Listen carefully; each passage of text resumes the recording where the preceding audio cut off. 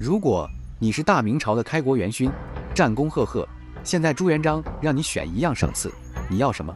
黄金万两，良田千顷，还是说你胆子大一点，想要一支能调动的兵马？打住，当老朱家的功臣啊？结果你懂的。可是当年有一群猛人，他们拿到的封赏是历史上最奇怪也是最值钱的一种，一张特种行业经营许可证。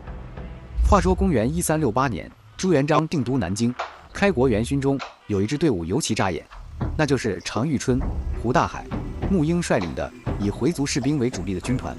常遇春外号常10万，号称10万兵就能横扫天下。胡大海回族猛将，治军如铁。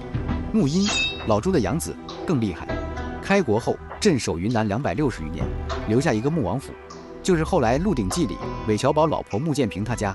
这支回族军队当年给朱元璋带来的不光是彪悍的战斗力，更带来了最先进的中亚军事技术——回炮和精湛的骑射技术，为老朱定鼎天下立下汗马功劳。可问题是，天下打下来了，这群猛人怎么安置？当皇帝最头疼的就是这帮功高震主的老兄弟。宋太祖赵匡胤杯酒释兵权，算是温柔一刀。朱元璋不一样，他更狠，也更高明。狠人都知道硬抢会激反，但朱元璋的狠是诛心。他没直接收回兵权，而是让你自己把刀融了，去换一口锅。他给了一份无法拒绝的赏赐，那是一张官方盖章的屠宰许可。你可能觉得杀牛吗？这算什么赏赐？那是因为你不知道，在明朝私自宰杀耕牛是重罪。牛是农业社会的顶级生产资料，动牛就是动王朝的根基。所以朱元璋给的这张牌照不是金银财宝，却胜似金银财宝。它意味着垄断，从此整个南京城的牛肉供应都攥在了这群人的手里。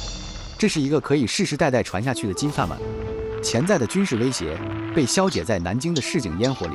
那么朱元璋把这群回族功臣的家眷和部下安置在了哪里呢？你这么聪明，肯定猜到了，就是戚家湾。六朝时，戚家湾这个位置就是首都健康城的核心区域。六朝金粉何等繁华！公元589年，隋灭南陈，隋文帝杨坚不愿看到前朝的痕迹，一道诏书把这里推平、铲掉，改成了农田。直到朱元璋定都南京，他来这一看，嚯，这地方给回军当屠宰场简直太合适了。紧挨内秦淮河，运牛、运货、排污、走水路都很方便，同时又跟皇宫官署这些核心区保持着刚刚好的距离。毕竟屠宰场的气味重和噪音大，离得皇宫太近，朝廷面子往哪放？于是，一群刚刚放下兵刃的战士，就在这片曾经埋葬了六朝遗梦的废墟上，开始了他们全新的生活。一群战士变成了屠夫，一片废墟变成了家园。那时，戚家湾的回族军户们信仰伊斯兰教法，这个教法对生活，尤其是饮食，有极其严格的洁净规定。这套规定就是我们常说的清真。清真不只是不吃猪肉啊，不吃猪肉是因为教法认为猪不洁。除此之外，血液还有自己死的动物，比如病死、摔死的，也都不行，因为死因不明，可能带病菌，不干净。所以牛羊怎么宰就变得至关重要。屠宰者必须是穆斯林，下刀时必须诵念真主之名，这是区分肉类清真与非清真最核心的宗教标准，也就是能吃和不能吃的区别。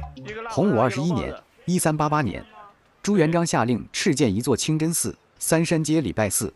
宣德5年，礼拜寺失火被焚，经郑和奏请明宣宗批准并提供支持进行重建，后被嘉靖帝赐名净觉寺，也就是三山街上的那座清真寺的由来。礼拜寺的敕建是老朱对回族将士的精神赏赐，更是一次公开宣告：你们的信仰和文化，我皇帝认可并尊重。用这种姿态换来的是整个群体的核心忠诚。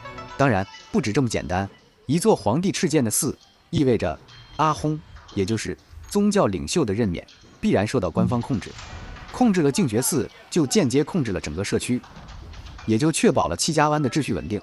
这一下就在法律和道义上，把戚家湾的人们和新生的大明王朝牢牢绑在了一起。所以当年的戚家湾就像一瓶刻着明朝牌子的香水，前调是屠宰场的血腥，鞣制牛皮的酸腐，这是工业的基调，刺鼻但硬核。中调是无数小饭馆炖煮牛肉的浓香，霸道的飘出几里地，这是商业的主调。诱人是戚家湾的名片。尾调是水井的青苔，家户的炊烟，清真寺的香料，混合着人的汗水。这是生活的和声，是真实的人间烟火。这股复杂的味道，就是一个无需文字的活史书。